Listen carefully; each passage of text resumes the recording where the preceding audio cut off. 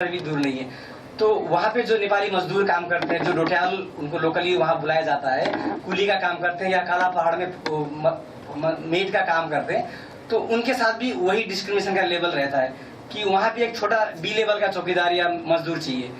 तो एक तरफ मैंने पढ़ा कि वहाँ पे, मैं कई बार इधर हल्द्वानी साइड से भी जाता हूँ, तो वहाँ जो घरों में जो नेपाली नौकर भी अब काम करते हैं तो उनको भी बहादुर बुलाया जाता है, या उस कहते, मैंने ऐसे बुलाते हुए सुना है। तो कभी ना कभी समाज में ये थोड़ा डेमोक्रेसी ग्लोबली भी कह रहे थे, तो मुझे लगा कि हमेशा चौकीदार और बर्तन धोने वालों की आवश्यकता तो रहेगी समाज में, और हर एक आदमी चाहेगा कि वो पलायन हो और अपनी स्टेटस को बदले। और आपने भी कहा कि आंदोलन के बाद हमारी वो छवि राज्य बनने के बाद वो सुधार आया है, तो वो सुधार आना एक जगह है, लेकिन फिर भी चौकीदार और ये तो चाहिए ही लोगों को, बर्तन धोने वाले। तो आपको लगता नहीं कि इस तरह से हम एक तरफ से प्रोफेशन से ही भाग जाएंगे? तो आज जो दिल्ली में चौकीदारी करने वाला पहला जो कास्ट या जो कम्युनिटी के लोग थे, वो किसी और ने फुलफिल किया होगा, या कोई अन्य कौम के लोग आगे होंगे, अन्य राज्य के लोग आगे होंगे, लेकिन उनके साथ भी दुर्व्यवहार तो रहेगा। तो कब ये वास्तविक डेमोक्रेसी आएगी जब चौकीदार और बर्तन धोने वाले चौकीदार होने में ही संतुष्ट रहेंगे और चौकीदारी से भागना नहीं चाहेंगे?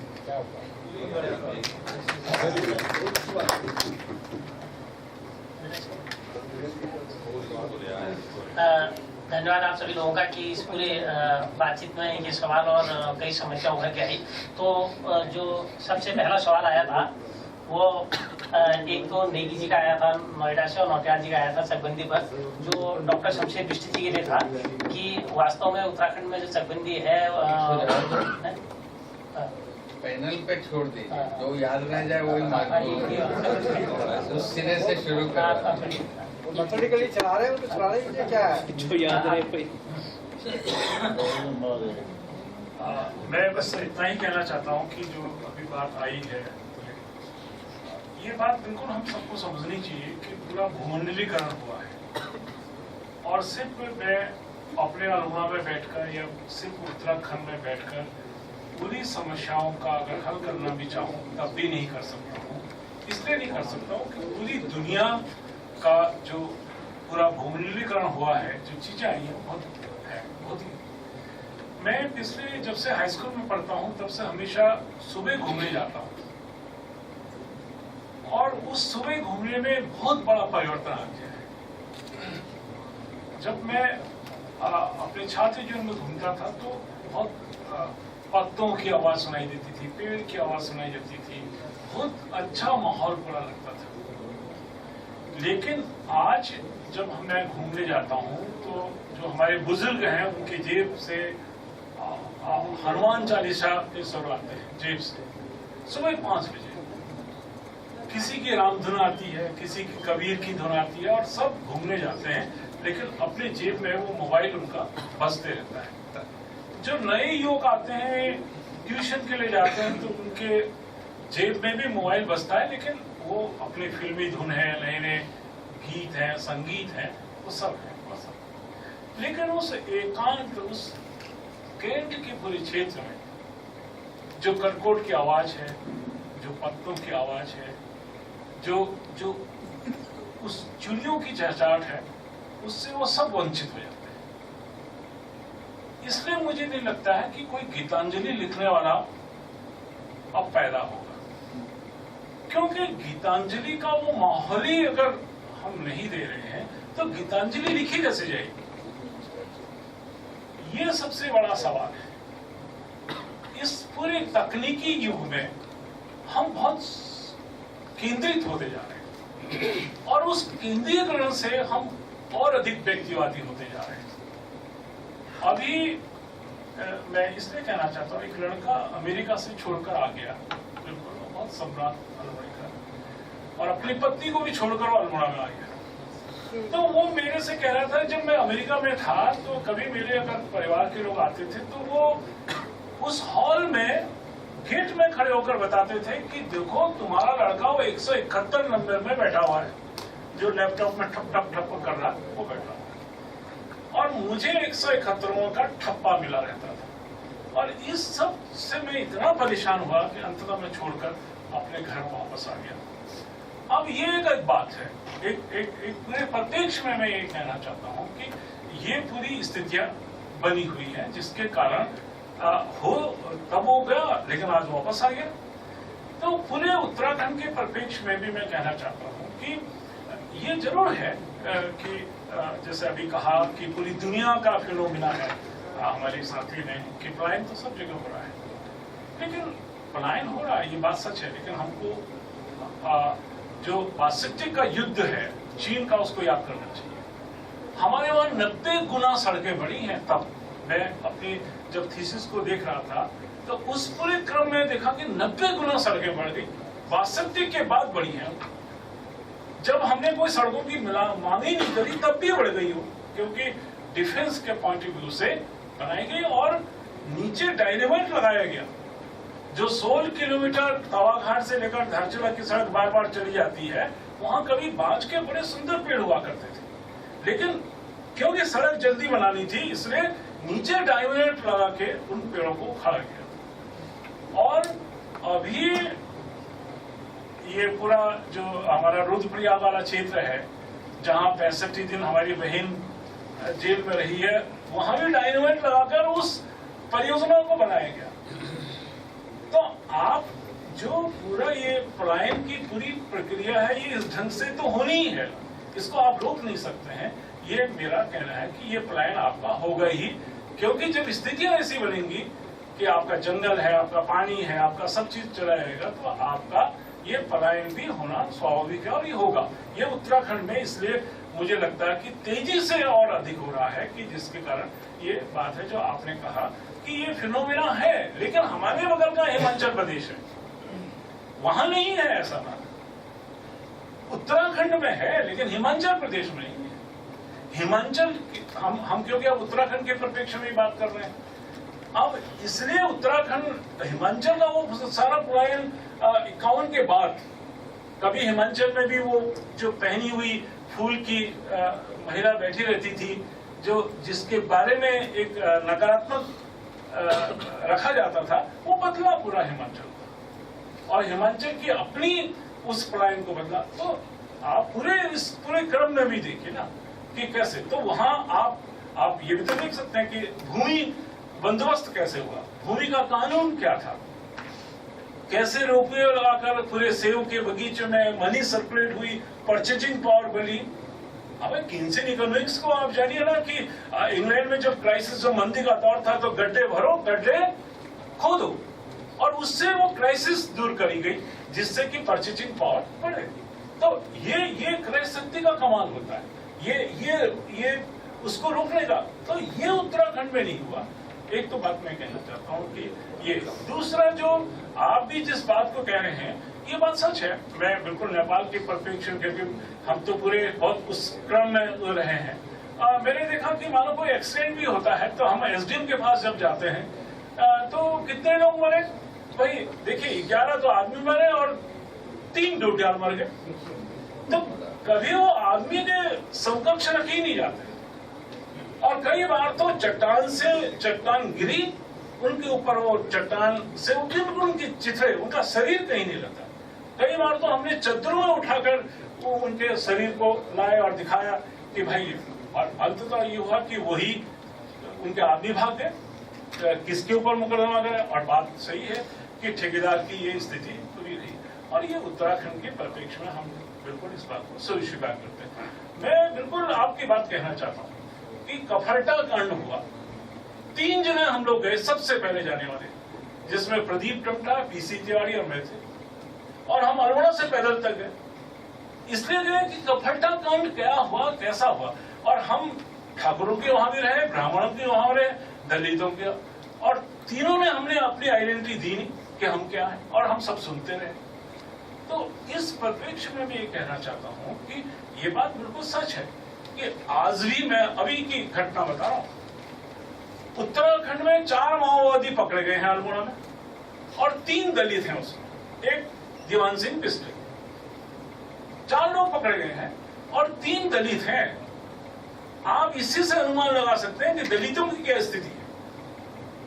ये बात बिल्कुल सच है कि जो आज भी जो संपन्न दलित हैं, ठीक है, वो आरक्षण से उनको नौकरी मिल गई, वो अलग बात है, लेकिन आज गांव की जो हालात हैं उसमें आज भी वही, ठीक है छुआछूत कम हो, लेकिन उनका जो जीवन स्तर है उसी ढंग का तो है, उसमें कहीं कोई रद्दोबदल नहीं हुआ है, व्यावहारिक रूप में नहीं हुआ। और मैं इवन यहाँ तक कहना चाहता हूँ, जो मुसलमान हैं, मैं मुसलमानों की बात भी इसलिए कह रहा हूँ कि मुसलमान, मैं कई लोगों से कहता हूँ कि मुसलमान हमारे वहाँ का क्या है, दर्जी है, मोची है, वही तो है। उत्तराखंड में अधिकांश आप देखेंगे सारे मुसलमान इसी ढंग के हैं, या नाई है, धोबी है, या मोची है। कोई ट्रांसपोर्टर आपको नहीं के बराबर आपको मिलेगा, कोई थोक विक्रेता नहीं के बराबर मिलेगा, कोई होटल मालिक नहीं के बराबर मिलेगा, वो सारे बड़े लोग मिलेंगे आपको। तो ये तो बात उत्तराखंड की। लेकिन मैं एक बार सरदारों के बारे में कहना चाहता हूँ। मैं सरदार के परिप्रेक्ष्य में इसलिए कह रहा हूँ कि हम लोग जब पढ़ते थे तो हमारी बड़ी लड़ाइयां हो जाती थी, विशेषकर उनके खिलाफ। अब हमें एक मेरे मित्र ने कहा, ये तुम हमेशा इनके खिलाफ क्यों बोलते हो? तो मेरे एक महेंद्र सिंह थे जो देश के जाने माने कॉमरेड थे, उनसे पूछा कि भाई आप ये बताइए कि हमको क्यों गुस्सा आता है ऐसा? तो उन्होंने कहा, देखो आपका गुस्सा बहुत जायज है। इस उत्तराखंड में अगर सिनेमा हॉल बने, उसके बाद जो पूरा प्रवास आ गया, वो उन्हीं के बने, उन्हीं के कपड़े की दुकान बनी, उन्होंने ही जो गांव से बीटीसी करने लड़के आती थी उनको एक्सप्लोइट किया। तो इसलिए आपका गुस्सा वो जायज है, ये गुस्सा हुआ। तो आप इस पूरे परिप्रेक्ष्य में आपको खुले मन से सोचने की बात होनी चाहिए। इसलिए विभिन्नता से हम पूरा उस आर्थिक परिप्रेक्ष्य में अगर सोचते हैं तो हमारा गुस्सा किसके खिलाफ निकलता है, वो बहुत है। क्योंकि हमारे वहां जो ठेकेदारी लकड़ी काटने आया, वो बड़े बड़े ऐसे लोग आए जो एक्सप्लॉइट करना चाहते थे। यही तो सब हुआ, और इसलिए वो गुस्सा निकला। कोई प्लेन्स का जो गरीब आदमी है वो तो नहीं आया, आज वो झारखंड का जैसा गरीब मजदूर तो हमारे वहां नहीं आया, ऐसे लोग नहीं आए। वो बड़े बड़े जो जिसको जंगल काटना था, एक्सप्लॉइट करना था, वही तो आया।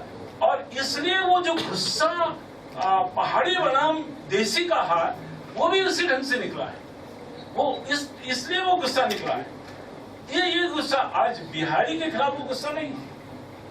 आज वो झारखंड के जो मजदूर बेचारे पूरा कंस्ट्रक्शन वर्क कर रहे हैं, उनके खिलाफ आप कोई गुस्सा नहीं देखेंगे। कभी उत्तराखंड में इस ढंग की स्थिति नहीं आई कि उनको मारने के लिए लोग गए हैं। ये जरूर है कि एक स्थिति, लेकिन वो वाला भाव नहीं है। तो मेरा ये पूरा उत्तराखंड के परिप्रेक्ष्य में ये भी कहना है कि और ब्रॉडर ही रहा, बृहद दृष्टिकोण ही रहा। कभी भी किसी ने इस ढंग का उत्तराखंड में आंदोलन नहीं चला कि आप इनको क्यों जगह दे रहे हो, आप बंगाली शरणार्थी आए इनको क्यों जगह दी, आपने पंजाबी आए उनको क्यों जगह दी। ऐसा कोई भाव आने का सवाल ही नहीं होता है, और ये इसकी बृहद दृष्टिकोण को दिखाता है।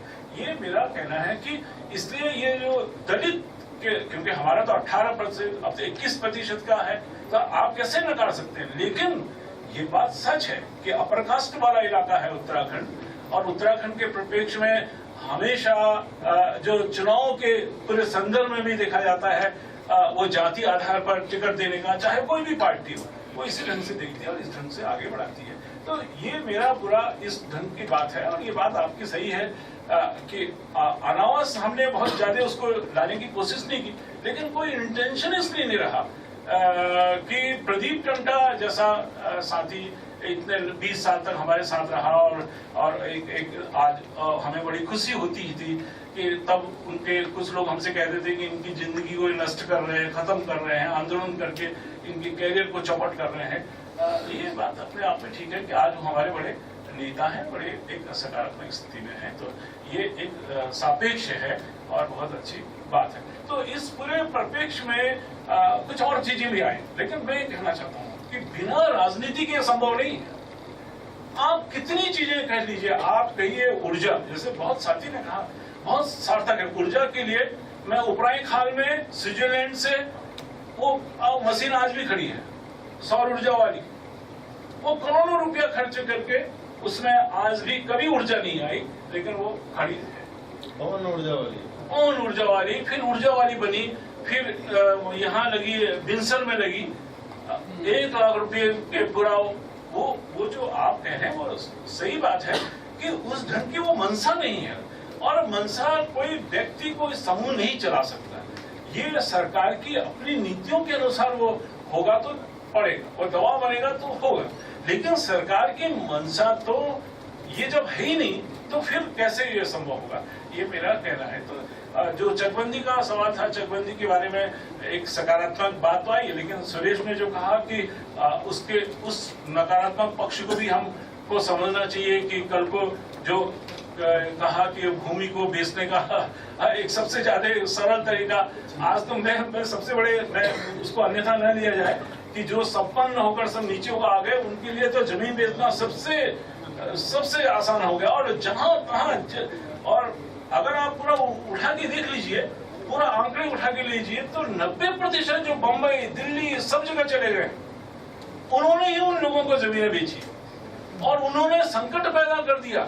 आप बसोली में, वो हमारे बहुत मित्र थे, बहुत यहाँ, अब मैं नाम नहीं लेना चाहता हूँ, जबरदस्त जर्नलिस्ट भी थे बड़े, उन्होंने हालात ये पैदा कर दी कि वो जो सीवर लाइन है वो गांव के ठीक ऊपर कर दी, सारे लोगों ने खत्म कर दिया।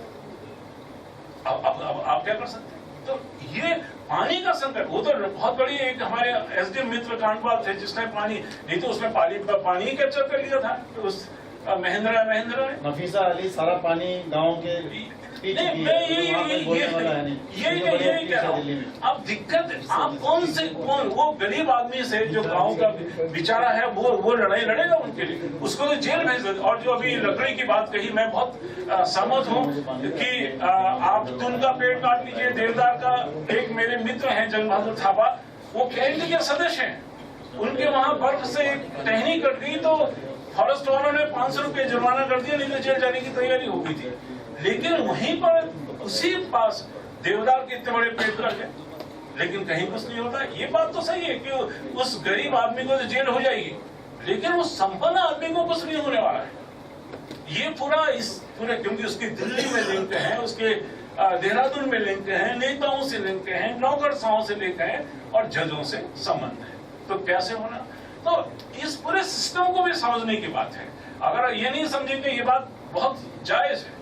और मैं भुवन की बात से तो बहुत सहमत हूँ, असहमत भी। इसलिए असहमत हूँ कि इन 14 सालों में भाजपा की सरकार रही, कांग्रेस की भी सरकार रही, लेकिन उत्तराखंड की जो पूरी क्रय शक्ति है, क्योंकि इन 10 सालों में आपका जो सोयाबीन के 100 ट्रक मुंशियारी से जाते थे, अब 5 ट्रक में नहीं जा रहे, कहीं कुछ ऐसा नहीं। मैं रमेश पहाड़ी जी का उदाहरण देना चाहता हूँ, रुद्रप्रयाग में उस आदमी ने वहां रहकर एक 7 लाख की छोटी सी इकाई शुरू करके उस सोयाबीन से पनीर बनाना शुरू कर दिया, दूध बनाना शुरू कर दिया, आटा बनाना शुरू कर दिया। तो मनी सर्कुलेट तो हो रही है, 10-12 लोगों को रोजगार मिल रहा है। वो उनका भी अपना इंडिविजुअल प्रयास है, अपना व्यक्तिगत। ऐसा कई उदाहरण आपको मिल रहे हैं, ऐसी चीजें मिल रही है, लेकिन वो व्यक्तिगत प्रयासों से है। लेकिन ये सामूहिक प्रयास तो तभी होगा जब सरकार की एक सकारात्मक मंशा होगी, वो मंशा ही सबसे कारगर होगी। तो हमारा यही कहना है कि एक भावनात्मक रूप में हम में से शायद कोई ऐसा नहीं होगा जो कर पाए, लेकिन मुझे लगता है कि फिर भी ये प्रयास है। और मैं बिल्कुल अपने नेपाल के साथियों का बहुत सहमति व्यक्त करता हूँ, और विशेषकर हमारे उत्तराखंड में अब तो जब माओ इसका आंदोलन पूरा पैदा हुआ नेपाल का, उसकी चेतना भी आई है। अब आप किसी को ऐसा नहीं कर सकते, ये भी बहुत सकारात्मक बात है। और मुझे लगता है कि ये चेतना का स्तर बढ़ेगा तो फिर ये आएगी। बस मैं इतना ही कहना चाहता हूँ, कई चीजें छुट्टी होगी,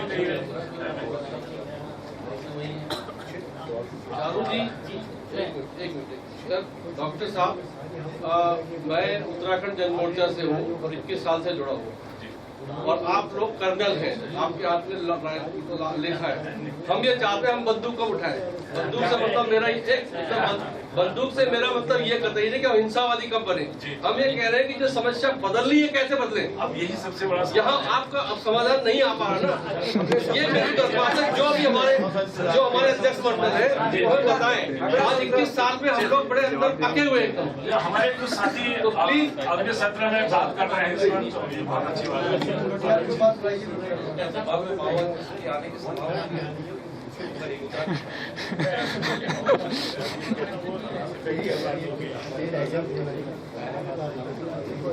प्रश्न तो बहुत सारे हैं और मैं सोचता हूं कि अगले सत्र में उसका चर्चा समाधान सत्र में होने वाला होगा।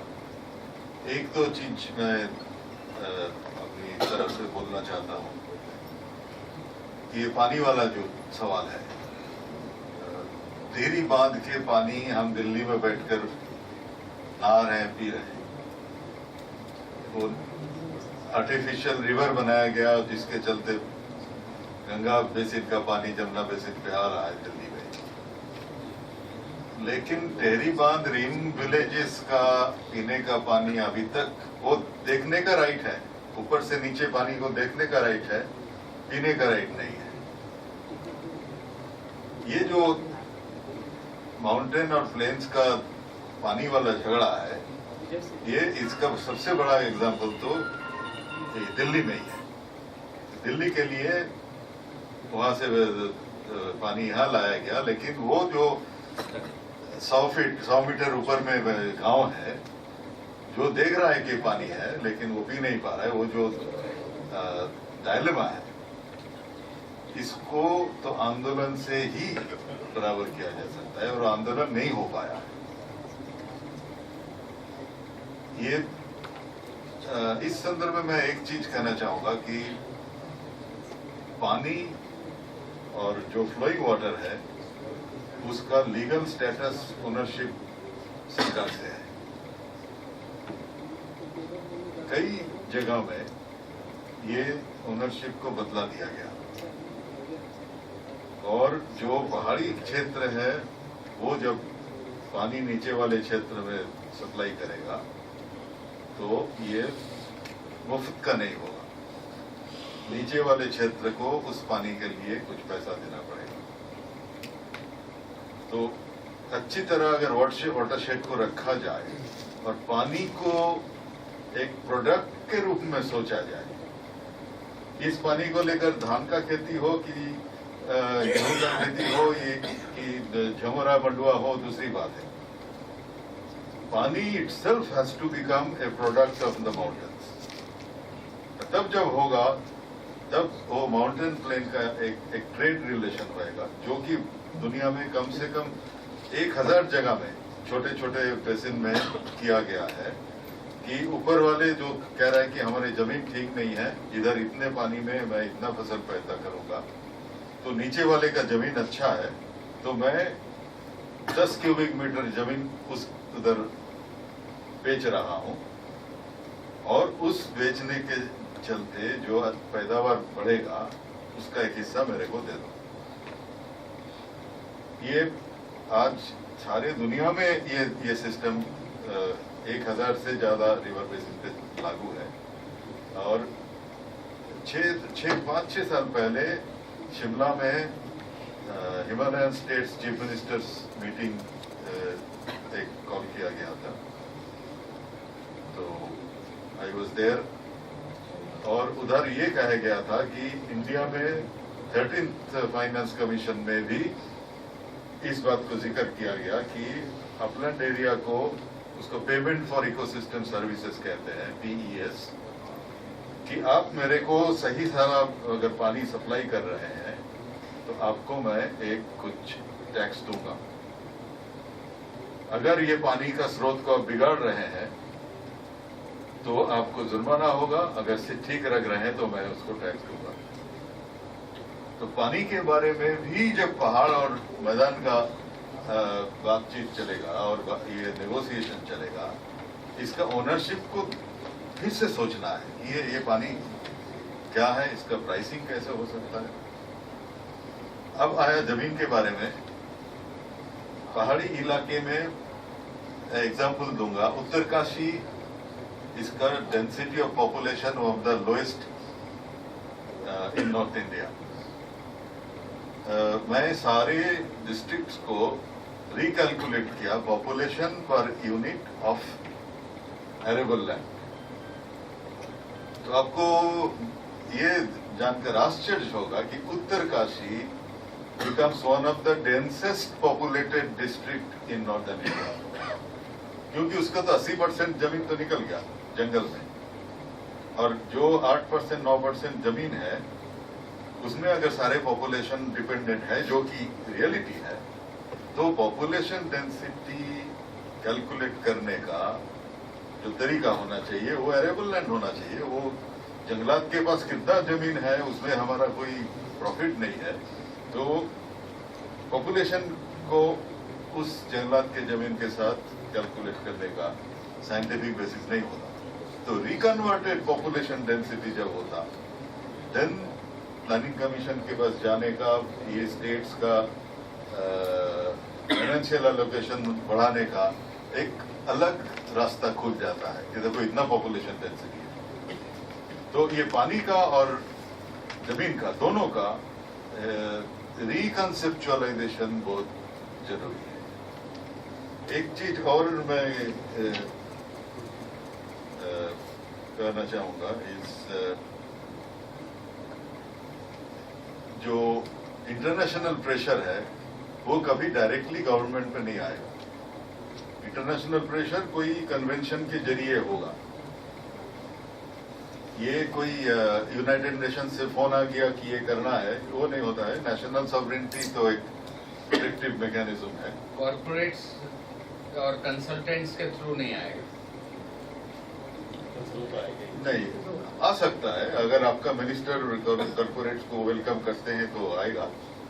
अगर वो डिपेंड करता है कि ग्रास रूट में हम कितना प्रेशर उस मिनिस्टर पे डालते हैं कि भाई ये करोगे तो इधर हल्ला हो जाएगा, ये करोगे तो यहाँ आपका स्वागतम किया जाएगा।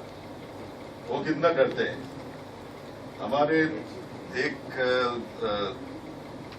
जो तरीका है, 5 साल में एक बार एक बटन दबा दिया और फिर 5.5 साल के लिए हम सो गए, वो cost of democracy is too little. हमारा जो इटर्नल अवेकनिंग चाहिए वो तो हमारे यहाँ नहीं है।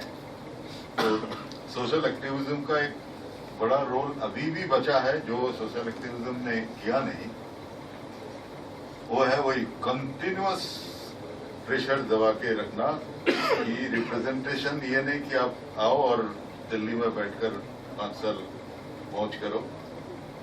और इसमें जो डेवलपमेंट का सवाल है, कैसा डेवलपमेंट होनी चाहिए, उसके पहले रीथिंकिंग गवर्नेंस भी होनी चाहिए। अंग्रेजों ने जो स्ट्रक्चर छोड़ के गया, हम लोगों ने उसी स्ट्रक्चर में, अभी मैं 12 तारीख को वेस्ट बंगाल में जो इलेक्शन हुआ उसमें ये देख रहा था कि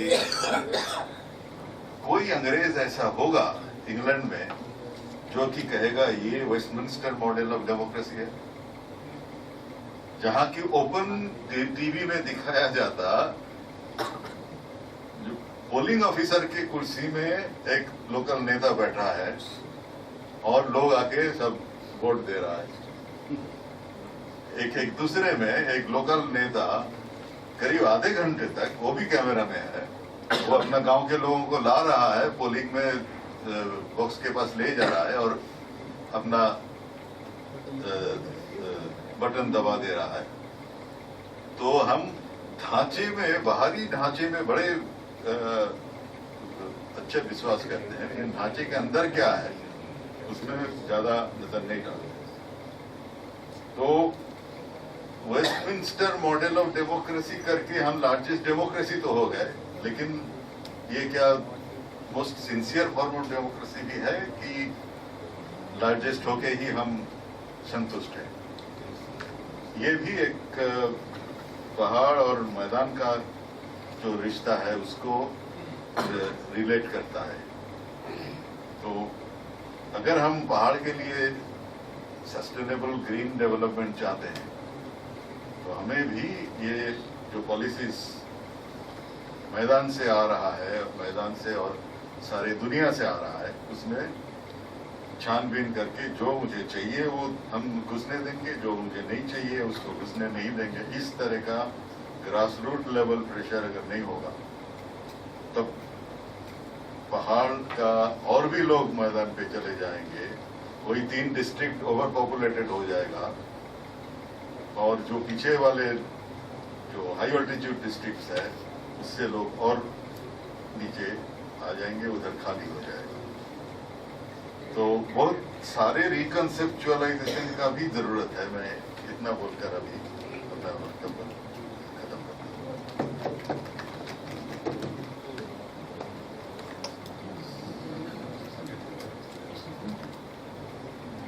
बहुत सारे सवाल यहाँ पे रखे गए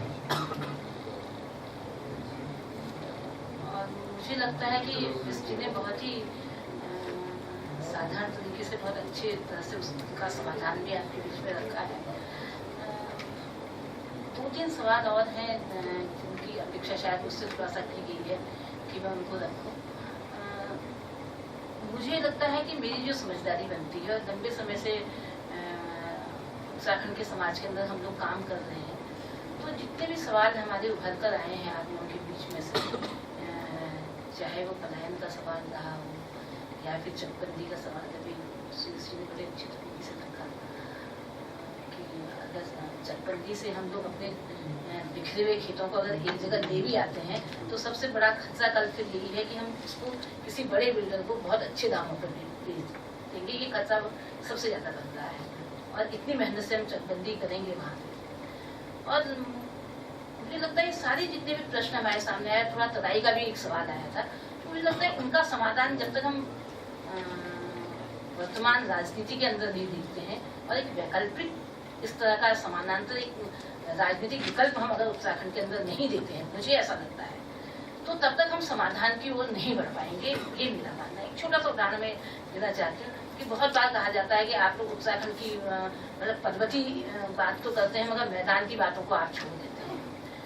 मैं हरिद्वार की बात करना चाहती हूँ कि राज्य आंदोलन चला और सब लोगों का ये मानना था कि हम एक पहाड़ी राज्य बना रहे हैं और हमारे मुद्दे पहाड़ के ही वही मुद्दे थे, जंगल का सवाल, जमीन का सवाल, पानी का सवाल, यहाँ की महिलाओं से जुड़े हुए सवाल और यहाँ का लगातार पहाड़ से मैदान को हटावा पिलाए, इसको रोकने का सवाल पूरे एक राज्य के निर्माण की अवधारणा थी। लेकिन ये हरिद्वार किसने हमारे बीच में ला दिया? ना हम हरिद्वार को चाहते थे और ना हरिद्वार के लोग चाहते थे कि उत्तराखंड में शामिल हो। मैं हरिद्वार की बात को कहती हूँ इस समय, और ये एक पूरा साजिश के तहत हरिद्वार के उस पूरे भाग को, हरिद्वार शहर की बात आप, हल्की पैड़ी की बात आप छोड़ दीजिए, बाकी जो हरिद्वार का क्षेत्र है उसका कोई भी आदमी उत्तराखंड के अंदर शामिल होना नहीं चाहता था। लेकिन जो जिस तरह की राजनीति उत्तराखंड के अंदर भविष्य में स्थापित होनी थी, भाजपा कांग्रेस की स्टाइल की जो राजनीति उत्तराखंड के अंदर आनी थी, उसकी देन थी कि हरिद्वार का वो हिस्सा हमारे साथ शामिल हो गया। और आज उसकी परिणति आप देख रहे हैं, हम कह रहे हैं कि पहाड़ के विधायक कम हो गए और मैदान के विधायक बढ़ गए, और स्वाभाविक है वो। और ऐसा नहीं है कि जो हमारे साथ ऐसे तमाम लोग हैं जिन्होंने आंदोलन के दौरान, वो मैदानी इलाकों के लोग हैं, कोई अरोड़ा है, कोई खन्ना है, कोई गुप्ता है, और वो पूरे उत्तराखंड की स्थितियों को जानते हुए उत्तराखंड के पक्ष में, मतलब आम आदमी के पक्ष में खड़े हैं। वो आम आदमी की बात करते हैं, आम आदमी की राजनीति की बात करना चाहते हैं और उनके बुनियादी सवालों की बात करना चाहते हैं। सवाल है कि उत्तराखंड के जो बुनियादी सवाल हैं या बुनियादी जरूरत है वो कैसे पूरी हो। आम आदमी के सवाल केवल इतना सा है और उसके लिए एक राजनीतिक विकल्प को खड़ा करने की बहुत ज्यादा जरूरत है। और मुझे लगता है समाधान के लिए हम अगले उसमें जाएंगे, बाकी सारी बातें वही है मुझे लगता है। और एक बात जो सुनीलम जी ने कहा शराब को लेकर, उसमें मैं थोड़ा सा कहना चाहती हूँ। मैं ये कहना चाहती हूँ कि आपने भी कहा कि पूरे, मुझे लगता है कि उत्तराखंड को ही न देखा जाए शराब आंदोलन के दौर में। शराब की कोई भी नीति आंदोलन को लेकर बनानी है या शराब को खत्म करना है, तो मुझे लगता है राष्ट्रीय परिप्रेक्ष्य में भी हमको उसको देखना चाहिए। ये मेरा अपना अनुभव है शराब आंदोलन से जुड़े हुए का। हम 84 से लेकर आज तक महिलाओं के खिलाफ होने वाले तमाम जितने भी